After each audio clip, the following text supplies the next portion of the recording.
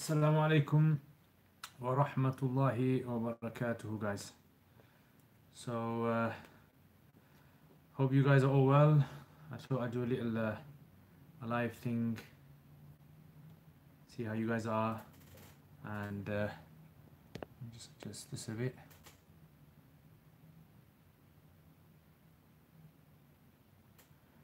Okay, is that better? Should be better. So, how is everyone? I hope everyone's okay. Everyone's doing well. Alhamdulillah.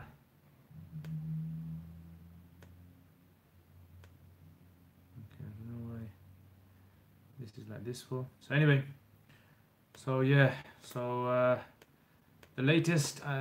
Before you ask me, I still haven't got a car yet. Yeah, so still no car, guys. Still bekar. But inshallah, hopefully, I'm looking into getting one. If any of you guys know anyone that's probably selling a car, or just let me know, inshallah. Otherwise, I'm going to be bekar. Wa alaikum assalam wa rahmatullahi wa barakatuh. You're welcome, Dutch Muslim. Wa alaikum assalam, Asharawat. Alhamdulillah, alhamdulillah. So, anyway, the week's been very well for me. I mean, the past few days has been excellent with the weather and all that. I think, alhamdulillah, most of you guys have probably been enjoying the weather as well. I'm just trying to fix this. I've been enjoying the weather. So, let's flip the other way. Let's see. Okay. That's basically the office. Yeah, that's basically the office. This is my massage chair, by the way. You guys have seen my Home Medics massage chair. So this massage chair basically does my back for me. Yeah, you plug it in. Simple, you plug it in, and alhamdulillah, switch it on, and there's a nice massage, but you can't do it for too long, otherwise your back starts hurting. And I've kind of experienced that. Okay, where can we learn Hanafi fiqh, beginners like with evidences? Okay, so when it comes to Hanafi fiqh, the thing that you have to understand about any madhab that you study, in order for you to understand the madhab, you need to understand how the early scholars, so every single madhab has, you can say, three sort of stages that you need to study. The first stage you have to study, or any madhab you want to study, is what the early scholars said. So from the authentic reports of the early scholars, so let's say if you take the Hanafi school, what did Abu Hanifa say? What did Imam Abu Yusuf say? What did Imam Muhammad say? What did they say? So for that you study a text, like for example you study Quduri, let's say. So you study what they say, so you understand what they're talking about. Then after that you study the evidences. So after this you study evidences, like why did they take these particular positions? And then third, you study what the later Hanafi say. Yeah, so these are kind of, I would say, three sort of important approaches in when it comes to any sort of Hanafi, even any madhab really. I mean, not just Hanafi, but Hanafi because I've trained in Hanafi madhab, so I can tell you about that. So you have to first of all study what the Hanafis are saying basically, because remember when any madhab is talking, they're always talking about masail which require a bit of discussion. So for example, like is cat saliva pure or impure? Or for example, something like when you pray your salat, can you pray your salat and do sajda on carpet or not? Will your salat be permitted to do sajda on carpet, or do you have to do it on the ground, on earth? Or can you use water that has fluorine mixed in it? Can you use that to do your wudu? So these are the kind of questions that the madhab discuss. Then after that, the second stage is you study the daleels, the evidences for each position. And the daleels can be daleels which are basically kind of in the Quran or in the Hadith or in maybe even in statements of Sahaba or Ijma. So you study that. Wa alaikum assalam, Adil Iqbal Sab. You okay? So that's basically how it's done. And a lot of people, when they approach a madhab, they find it difficult, even after studying many years a madhab. Sometimes they're still confused in actually where did the madhab start from? What are we supposed to do with the madhab? They get very confused in that. So what I would say, if you follow these 3 steps, study the core texts of the madhab, and then you study the explanation of the evidences for these texts, and then you study what the later scholars of that madhab talk about. And that way, the madhab will become extremely clear. So where can I learn Hanafi fiqh? What I would say to you is you need to first of all study. Have you studied unknown error? Have you studied the Hanafi text before? Like texts like Quduri or Kanz or Tahawi? Have you studied something like that? What I would say, first of all, study that. Then after that, you can study the evidences. That's how it works. Because fiqh, basically the route Hanafi fiqh takes is different from hadith route. So the books of hadith that we have, they actually came after the early Hanafi opinions were established. The major books of hadith, because the early Hanafis had access to a greater plethora of hadith in early years. So this is why, sometimes you might see something that the Hanafis have said, and then you might find a hadith in Bukhari or Muslim, and the Hanafis don't take that. Because the Hanafis see that their evidences are actually earlier than the hadith evidences. They were found earlier. Yeah, so they had an extensive access to evidences hadith, basically. So yeah, I hope that answers your question. Any other questions, guys? So anyway, besides that, alhamdulillah, did anyone see my video on the flat earth one? What do you guys think of the flat earth video? Yeah, so this is basically a kind of software that I found, and I'm thinking of whether I should invest in that software, whether I should buy it or not. Because you obviously have to pay for it, so I just got to use it as a free trial, 3-day free trial. And if it's good, if you guys think there's a lot of potential in using it, then inshallah I'll probably purchase it, or you have to kind of subscribe to it and pay monthly. But the thing is, I personally think that teaching certain things to general public, certain concepts which are very abstract, I think it's very, very useful to teach it through things like cartoons. Yeah, because nowadays a lot of the way that we learn in society anyway is through media, visual. So I think personally there's a lot of potential in there. But you guys let me know if you guys think that was interesting video that I made. Some people criticized. I think we're not very happy with. Initially my idea was not to do voiceover, but I asked the patrons. I asked them what they thought, and a lot of them were saying, yeah, you should have voiceover. The problem with voiceovers is that normally you have to pay these companies out there for voiceovers. So you get these kind of companies at the websites where you give them something to say, and they'll say it in different accents for you, but you got to pay them, and depending on obviously how much, then you got to pay different amounts. So that's why making videos on YouTube can become very expensive, because you got to outsource a lot of the kind of parts of the editing of the video. You got to outsource it. So I thought, I'm going to do my own acting here. I'm going to become 5 people in one. Yeah, and I'm going to do it like that. So it wasn't meant to kind of make someone seem, that the person was being derogatory towards the Muslim questioner. But it was just that it was a kid basically, and I tried to put a kid's voice on. That's all it was. It was supposed to be a kid's voice, and I don't know. How do you make a kid's voice except for doing that? So anyway, give me feedback on that. What do you guys think? And inshallah, if there's a lot of people interested, then I can make more things. I'm thinking of actually using this method to kind of teach a lot of things in the Quran and a lot of Arabic as well. It's a very good way of teaching Arabic. Okay, so what does the Imam read while standing in the 3rd and 4th rakat in Dhuhr, Asr, Isha? What do the followers read when following the Imam during the standing of the... Okay, so according to Hanafis, the Imam he can recite Fatiha, he can do tasbih, or he can even be quiet. Recitation according to Hanafis is only necessary in the first 2 rakats. It's not necessary in 3rd and 4th. If you're praying behind an Imam, then generally the Hanafis say you don't have to say anything, you don't read anything. The Imam's recitation is sufficient for you. That's what they say, and it comes in a hadith in Muwatta as well. Ibn Umar used to say that the recitation of the Imam is sufficient for the followers. Okay, why not keep it simple and just tune your voice yourself using a free software? Yeah, show me the free software. I mean, I tried to look online for software. The problem was the software that I found, it was making the voices too sort of sounding silly, and I don't want the video to be silly. So it was kind of making it too squeaky. It wasn't kind of tuning the voice as I wanted. It didn't make it look sensible, like a sensible video.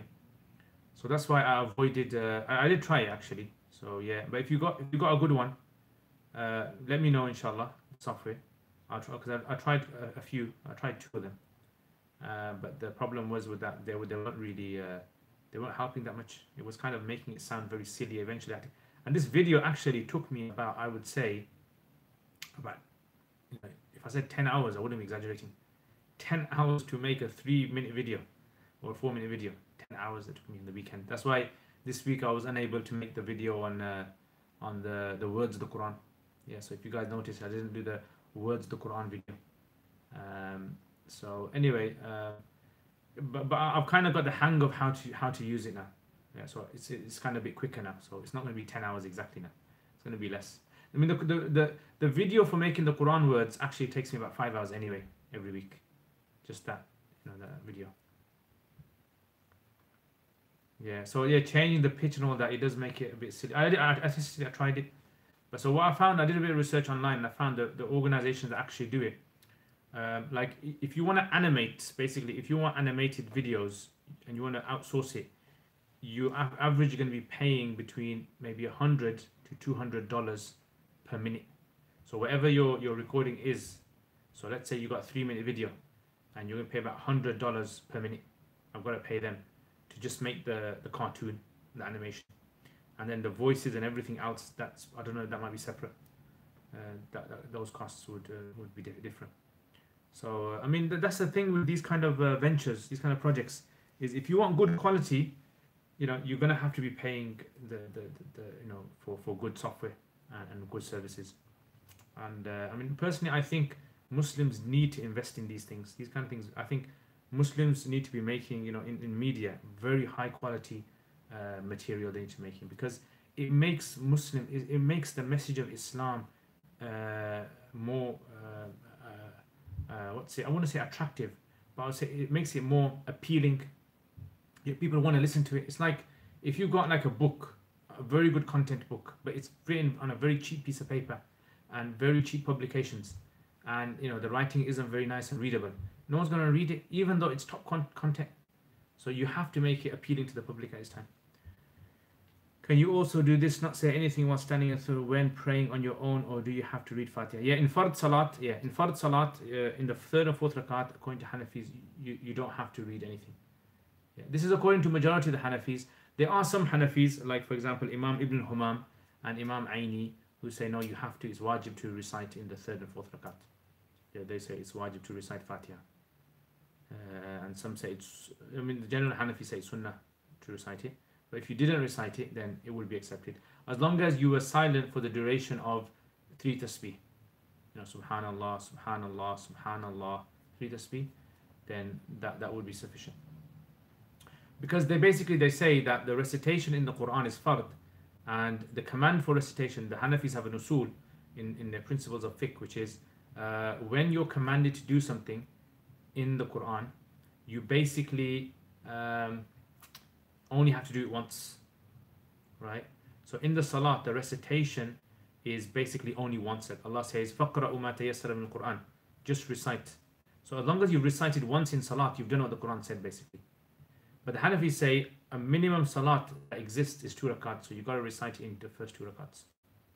What are your views on doing an Alimiya course online, such as As-Salam Institute, pros and cons?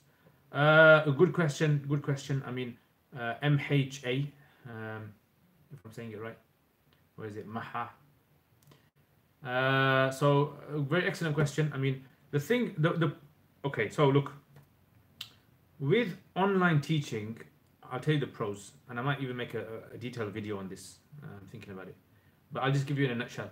Online, what I've experienced is that you are not going to be engaging with the students as much as on site.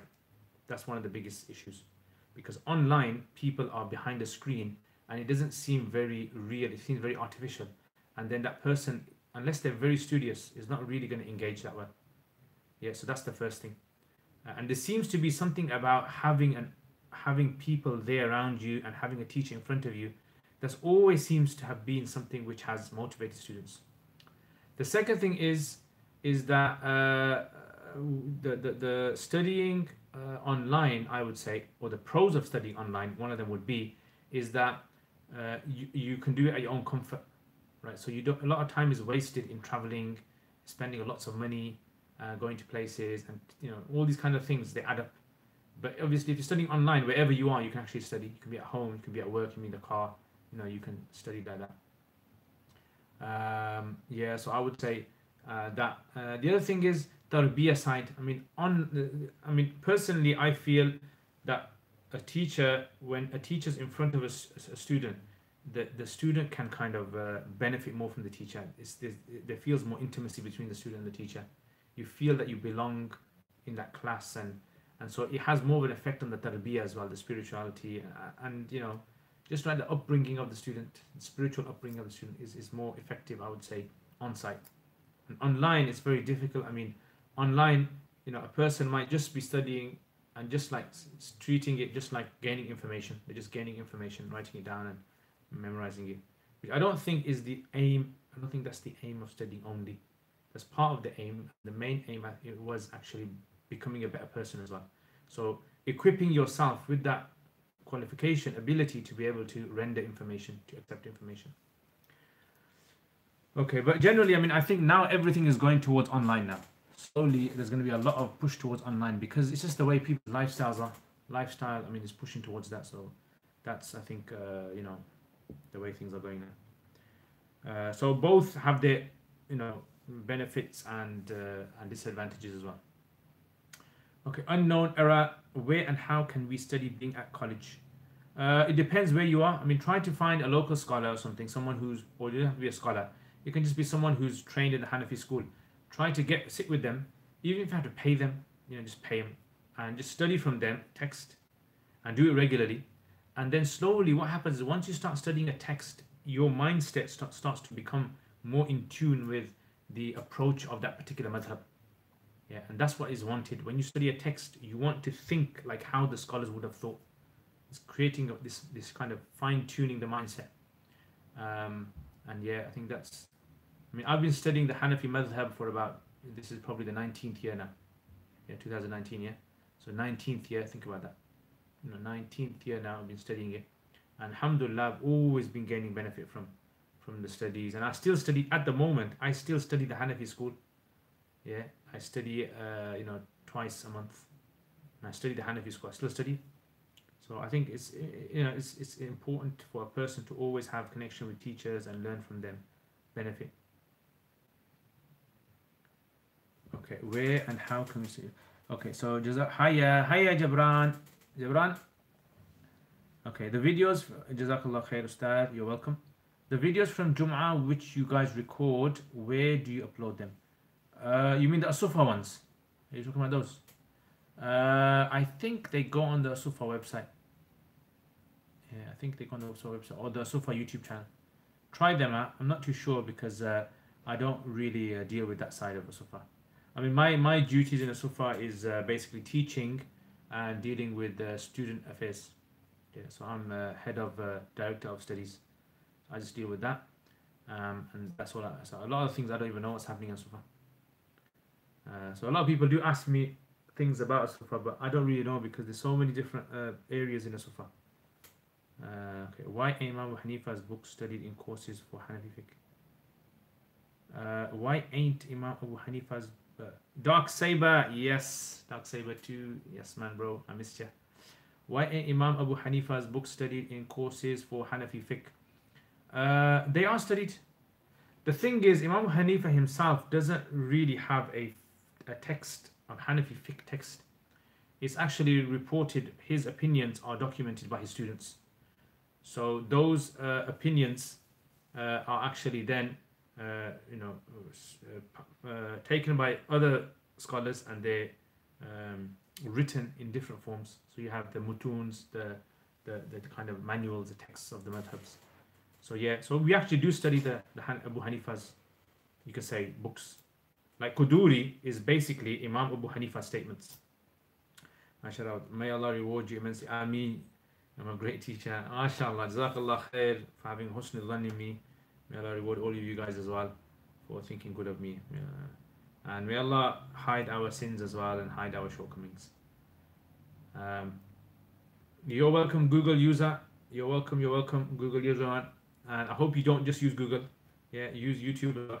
No, actually, YouTube is part of Google, isn't it? So yeah, that's basically, and inshallah, I do have a plan, long-term plan, which is to kind of the whole of the Hanafi sort of like a syllabus, upload it onto my YouTube. So I'm doing Quduri at the moment, but I mean, it's going to take me 15, 20 years maybe. But hopefully I want to go through, so someone can basically go through the entire Hanafi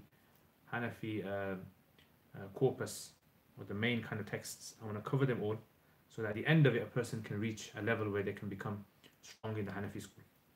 Understandably. Okay, so why do some people discredit Imam Hanifa by claiming he has weak hadith? I mean, I don't know why they say that. Yeah, I mean, if you look at the opinions of the scholars, Imam Dhahabi, he's like one of the major scholars in the 700s. He actually says that, look, anyone who is a faqih, anyone who was a jurist, basically a jurist is automatically considered to be a reliable source. So Imam Hanifa was so reliable that we don't even need, it's like the sun. If the sun is out, nobody needs to point at this is the sun. That's how well known Imam Abu Hanifa was. So I mean, you're going to have jealous people in history, or people who misunderstood things. But generally, if you look at any sort of scholar in the past, in history, the major scholars, they would all consider Imam Abu Hanifa to be an authority. Yeah, I mean, that's like almost unanimous, you can say. Okay. So I don't know why they say it's weak in hadith. Oh, Allah, I don't know. I mean, there is certain people have written certain books against him on certain issues, and people have said things against Allah. People have said things against the Prophet ﷺ. People have said things against Abu Bakr and Umar. So I mean, criticisms you're going to get all the time. Some criticisms are negative criticisms. Some criticisms are constructive criticism. So we don't have to worry about that. I think, you know, we don't really need to make an issue. Once Waki is a famous muhaddith, is one of the narrators in Bukhari as well and other Sahih books. Someone said that Imam Abu Hanifa lies. Waki got angry and he said, Imam Abu Hanifa lie. Like, that doesn't even make sense. This guy was just so well known that some of the major scholars of hadith and who would sit in his gatherings, Abdullah ibn Mubarak and others. So it doesn't make sense that why he would lie. Okay, what Aqidah did Imam Abu Hanifa follow? Aqidah, Imam Tahawi's book, Aqidah Tahawiyah, is basically Abu Hanifa's Aqidah. He says it in the beginning. He said, this is the Aqidah of Abu Hanifa, Abu Yusuf and Muhammad. So whatever's in Aqidah Tahawiyah, that was his Aqidah. Okay, so what's the difference between Shaykh and Imam? Mufti. Shaykh is basically someone who is old. Shaykh literally means an old person. It just refers to anyone who is kind of like out of respect. Like some countries they'll say Maulana, some countries they'll say Maulvi Saab, some countries they might say something else. So a Shaykh is basically anyone who is out of respect of knowledge, they just call him a Shaykh. Whether he's got lots of knowledge, a little bit of knowledge, it's just like a, you know, we say Mr. Yeah, Mr. something like that. And Mufti is actually someone who has been qualified in a certain madhab, in a school of thought, and he is given permission by his teachers to give fatwa on that madhab. So basically, if you ask him questions, he will be able to, based on that school of thought that he studied through, he'll be able to give you answers based on that. So imagine like a doctor, someone who's qualified in medicine. So based on his medical understanding, he'll be able to prescribe people medicines. Would you recommend to have a Hanafi fiqh text at home? Which one would you recommend? What I would recommend is for you to study it rather than having a text, because Hanafi fiqh is all about studying. It's all about trying to get the mindset of how the Hanafis were thinking. Yeah, this is what it's all about. Wa alaikum assalam afdal. Are you athari? Am I athari? Like, as in, what do you mean athari? Okay. You look nice today. Jazakallah khair, Jibran, and I'm sure you look better than me, inshallah. What are the major differences, short summary, between Athari and Ash'ari Aqidah? The thing is, look, you know, when it comes to Ash'ari Aqidah is not really an Aqidah. Ash'ari is the science of understanding Aqidah. Like, for example, Hadith is the words of the Prophet ﷺ. Fiqh is understanding what those words mean. So Aqidah is what is in the Quran and Sunnah, but Ash'ari is like understanding what those words mean. That's what it is. It's just like a logical explanation for it. So logically trying to understand, just like logically trying to understand the Sharia, you would call it fiqh. So logically trying to understand Aqidah. For instance, like, I'll give you an example. The Quran tells us Allah is Ahad, Allah is one. So this is something that we all accept. All Muslims around the world all accept Allah is one. But logically try to explain that Allah is one. Yeah, nowhere in the Quran will Allah explain how Allah is one. Nor will you find in the Hadith. But imagine a non-Muslim comes to you and says to you, explain what you mean by Allah is one. Explain it. And you can't answer from the Quran and Sunnah because there's no explanation for it. So you've got to use some sort of a logical sort of understanding of what does it mean for Allah to be one? Why does Allah need to be one for? Yeah, so basically that's what ilm al-kalam is. And ilm al-kalam is just a logical sort of approach trying to understand the Aqidah. So the Aqidah, everyone agrees on the Aqidah, but then the logical sort of explanation of this Aqidah, that's what it is basically. Okay, intellect. Atheis affirm the attributes of Allah while not trying to explain the meaning. They leave the meaning to Allah as we humans cannot know because Allah is nothing we can imagine. I wouldn't say necessarily that's. See, again, what you're saying is, are you speaking from the position of this? Did all the Sahaba do this? Were there any Sahaba who actually did explain some of Allah's attributes?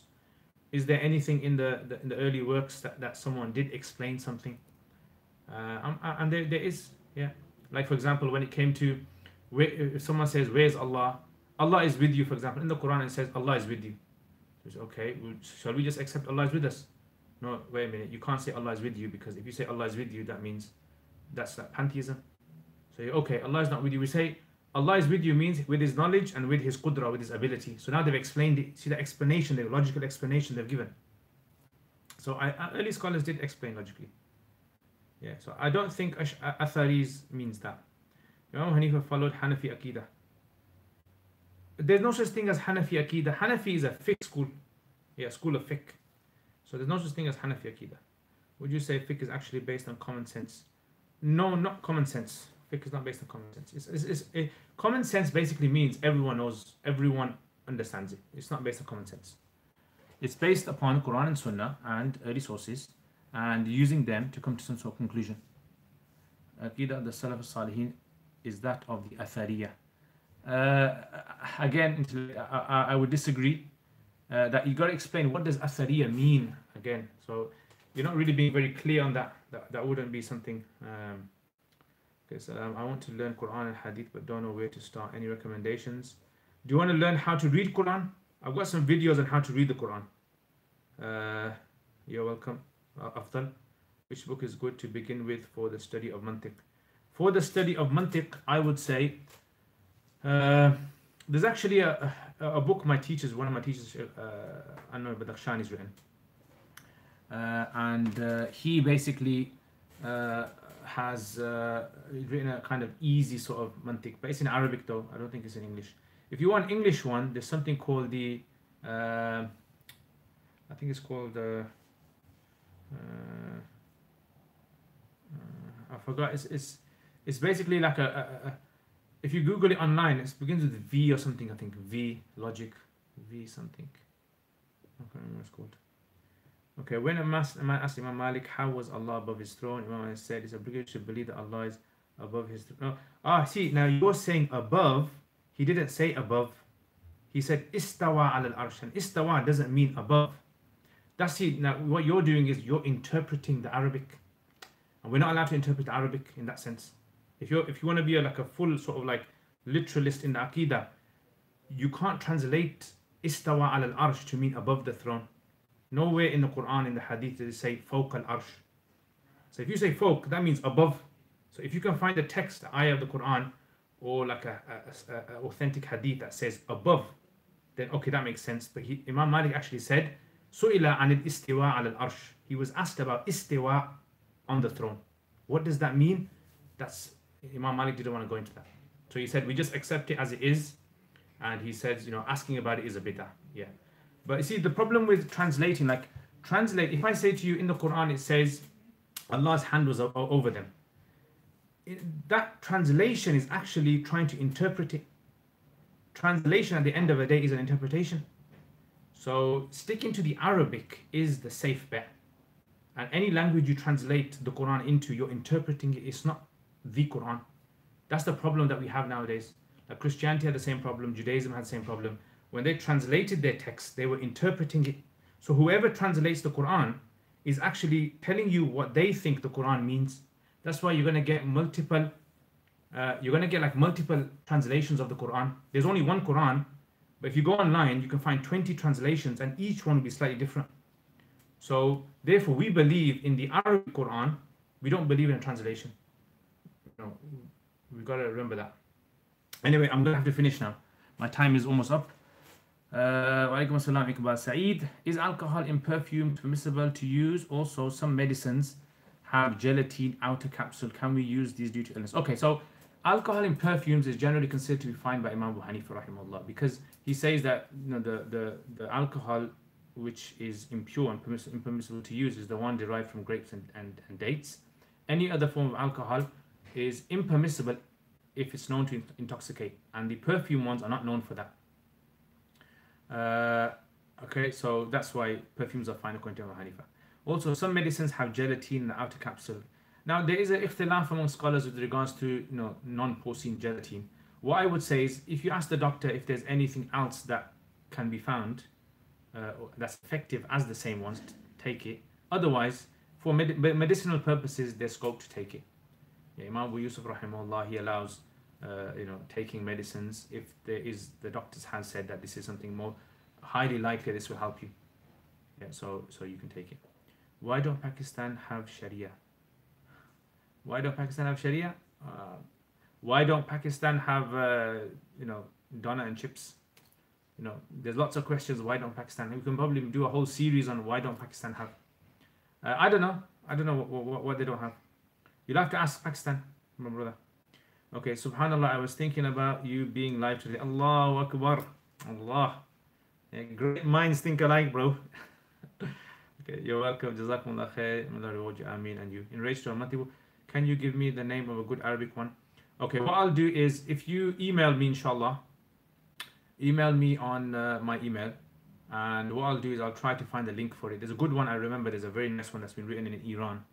And I remember it was a red copy, and it was a very nicely neat written, and it's up to date, and it's very. I'm actually thinking of doing a series on Mantiq on my YouTube channel, inshallah. That's one of my next projects, a whole series on Mantiq, because I studied Mantiq for 5 years, yeah, and I've got to teach someone it. So I was thinking, and I've kind of studied from the basics all the way to the fatwa books of Mantiq, you can say. So inshallah, I'm going to try to refresh my Mantiq as well. So I'm going to make a whole series, very, very easy to understand, way to understand Mantiq, inshallah. Okay, I want to learn Arabic. Hayyak Allah ya Shaykh, wa hayyaka wa bayyaka ya Muhammad Sufyan. I want to learn Arabic language, inshallah. If you go on my YouTube channel, you can find Ajurumiyya. Check out Ajurumiyya. Yeah. I mean, brother, intellect, I understand what you're saying, but it's that famous debate again between the ilm al-kalam and between those who refused to kind of use kalam. Yeah, so Aqidah does not talk about, Aqidah talks about obviously ilm al-ghaib. So ilm al-kalam doesn't add anything extra to that. Yeah, they just talk within whatever the Quran and Sunnah has mentioned. They talk within that. Yeah, so this is why, Wa alaikum assalam, Sak. Ahlan wa sahlan min Medina. Okay. So, yeah. So, inshallah, guys. Yeah. Yeah, undercover intellect. Don't worry. Look, I don't disrespect anyone. Any of you guys, I have full love for you guys. I make dua for you guys. You know that.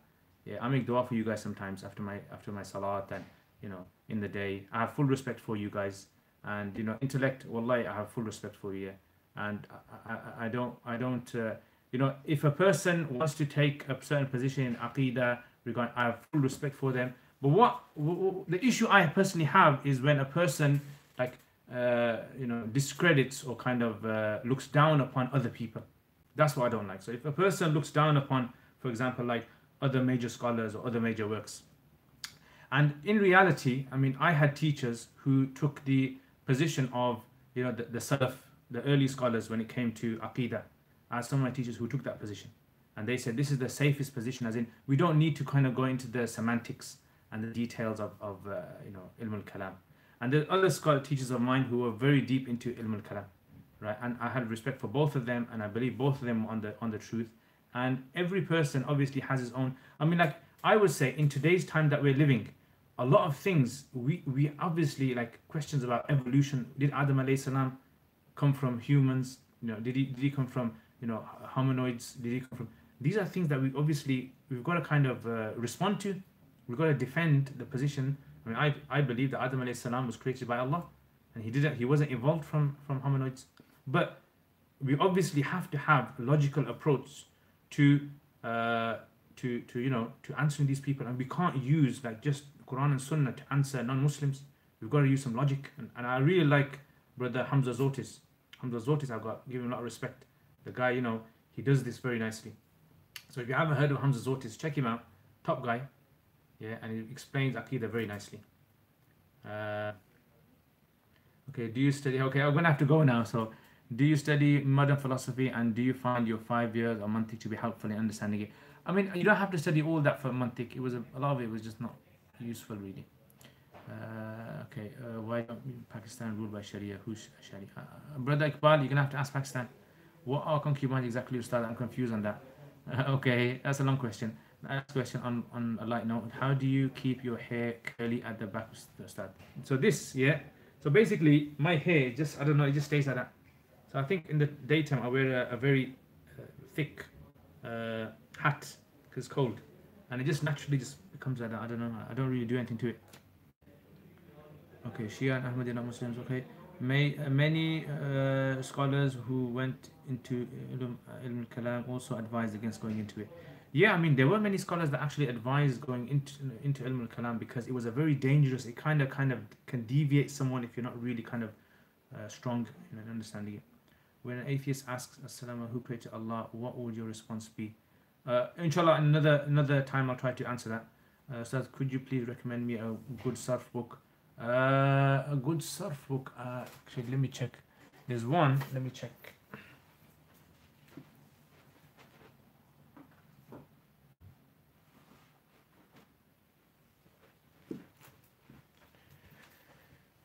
Easy morphology, yeah. Easy morphology. That's a good one. Easy morphology. Okay. Ustaz, could you please recommend surf book? The knowledge of Rafida Akubaba. We do not takfir of layman. These are Muslim. Okay, intellect, you don't worry as much about Aqidah. Okay, could you explain what Iyyaka nasta'in means, as in reality human beings to ask other than Allah? What is it? Okay guys, so I'm sorry, I have to go now. So I've lived my time on this live stream, and now I must die. Oh no, not die really, physically, but metaphorically I have to die. And I will see you next time, inshallah. Hopefully I'll try to do another live stream soon, inshallah.